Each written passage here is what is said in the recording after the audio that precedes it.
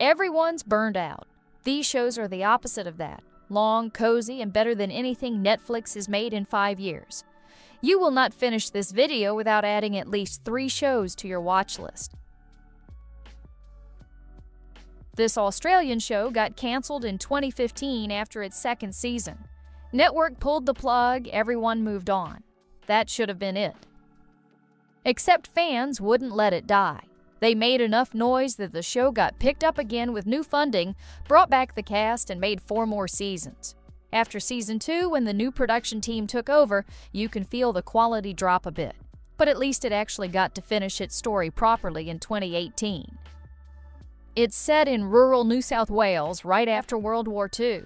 Sarah Adams comes back to Australia after being gone for 20 years and gets a job at the local hospital. Elizabeth Bligh runs the town. She's wealthy, she's powerful, and she immediately hates Sarah. That's where it starts, but the show opens up into this bigger thing about families keeping secrets. When it first came out, people dismissed it as a soap opera, and it kind of is. But then you start watching and you realize the acting's actually pretty good. You've got 3 generations all trying to move forward after the war, all carrying things they won't talk about. Sarah Stanley is a wealthy girl living in Montreal, used to everything money can buy. After her mother dies, she gets sent to live with relatives in Avonlea, a tiny town on Prince Edward Island where everyone knows everyone. It's the early 1900s, and Sarah has no idea how to deal with any of this. She's an outsider in a place where money doesn't solve your problems. The show ran 7 seasons from 1990 to 1996. It's based on Lucy Montgomery's books, same universe as the Anne of Green Gables films. The whole appeal is comfort. You're watching Sarah figure out small-town life. The town looks like a postcard. People are kind to each other. Nobody's getting murdered or betrayed. It's just 7 seasons of gentle stories in a time that feels simpler. If you want something where you don't have to worry about anyone dying, this is perfect. It's World War II, and Christopher Foyle is a detective in Hastings. His son's off flying planes for the Royal Air Force, but Foyle's stuck at home dealing with people trying to profit off the war. The show ran from 2002 to 2015 across 8 seasons. Michael Kitchen plays Foyle, and he's why you keep watching. Foyle's completely steady. He's so honest it gets him in trouble, and people keep underestimating him because he's quiet. But he always wins in the end. He protects people. Even when he can't put someone in jail because of politics or bureaucracy, he still somehow keeps the people he cares about safe from harm. Someone called him the ultimate father figure, and that's the perfect description. The strange thing about this show is it's set during wartime and it's about murder, but watching it feels weirdly comforting. You know Foyle's going to do the right thing. This one is a Danish show, and on paper it sounds like the most boring thing you could possibly watch. It's about a summer resort in the middle of nowhere in Denmark set in the 1920s.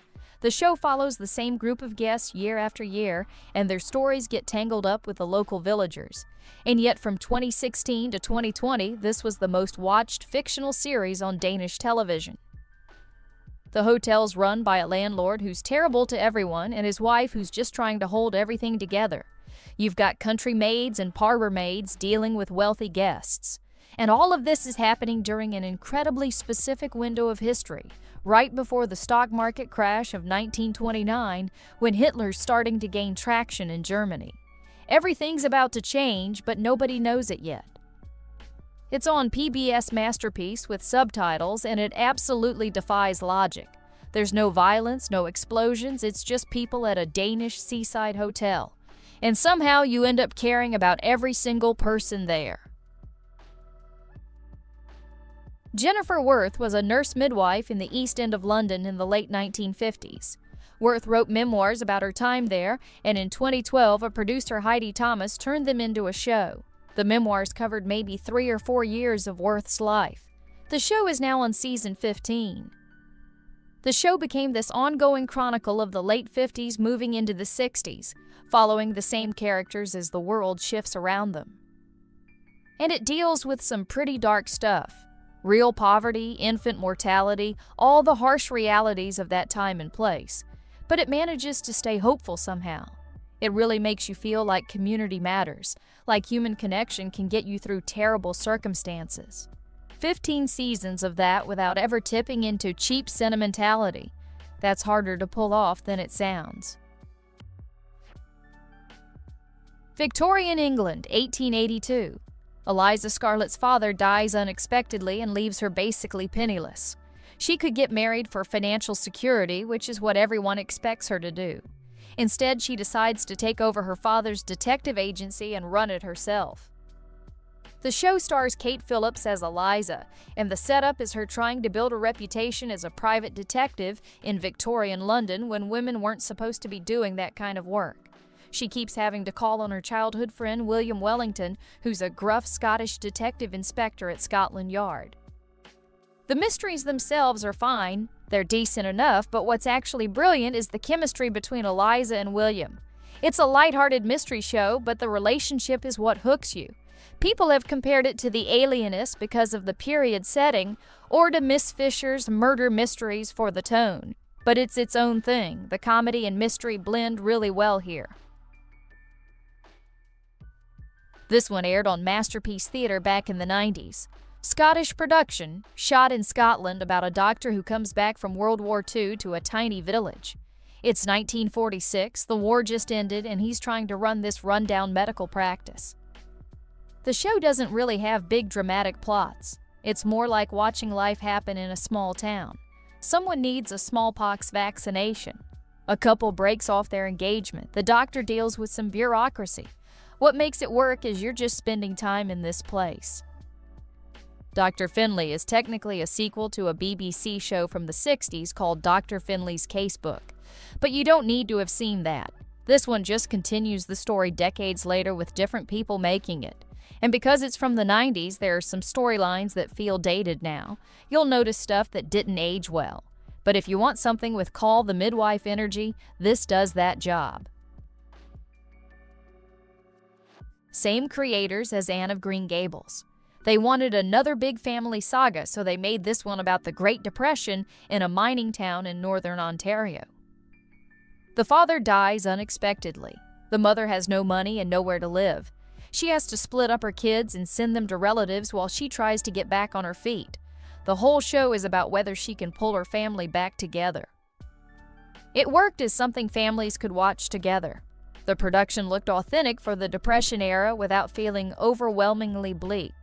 There was always this hopeful tone running through it even when things were bad. But the quality dropped as it went on. First couple seasons were strong, then it started getting weaker, and by season 5, the network just canceled it. 6 years later, they made a Christmas special to tie up the loose ends. Based on Flora Thompson's book about growing up in 1890s England, a young girl named Laura leaves her tiny village of Lark to apprentice as a postmistress in the bigger town of Candleford. Every episode is just small stuff happening. Someone starts a romance, neighbors have a disagreement, people help each other out. It's set in this version of Victorian England where the sun's always shining and everyone eventually works through their problems. If you're tired of modern shows with cynical, unpleasant characters, Lark is the complete opposite. People in this village actually like each other. They see past each other's flaws and support each other. It's a fairy tale version of rural England, but that's the point. It's fully leaning into being this comforting escape where people are fundamentally decent. When Channel 5 announced they were adapting James Herriot's books about a vet in 1930s Yorkshire, everyone wrote it off. Channel 5 had never really made successful original drama. The BBC had apparently passed on it because it didn't fit what they were looking for. They made a mistake. The show premiered, and it was exactly what people needed. Young vet in rural Yorkshire dealing with animals and eccentric locals. Slow romances, gentle drama, beautiful countryside. It sounds almost too wholesome to work, but it absolutely worked. People who loved the original BBC version from the 70s were skeptical about this being a remake. But it's not really a remake, it's a new adaptation of the same books.